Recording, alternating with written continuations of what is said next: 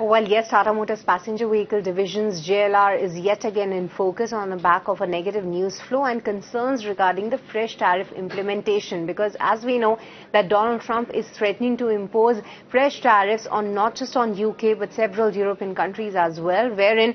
he's saying that in a note that he has already said that from 1st of February, Denmark, Norway, Sweden, France, Germany, United Kingdom and even Netherlands and Finland will be charged a 10% tariff, and from 1st of June onwards, this tariff rate will get hiked to 25%. Along with that, the tariff will be due and payable until such a time and a deal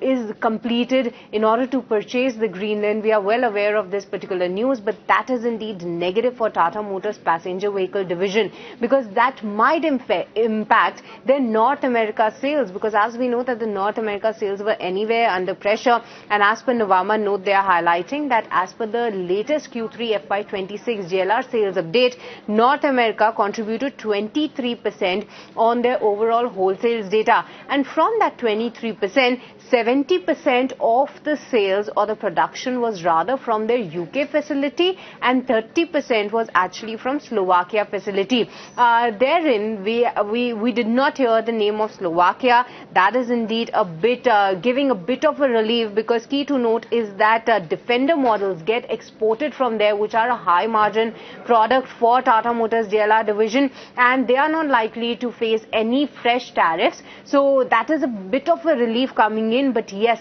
from the UK facility, 70% of the exports go to the catering to the US markets, and that of course is definitely concerning for Tata Motors JLR division. And Nuvama also notes that if the tariffs are implemented, they are likely to hit the US retails in the near term, and that's why this stock is also under pressure. Back to you.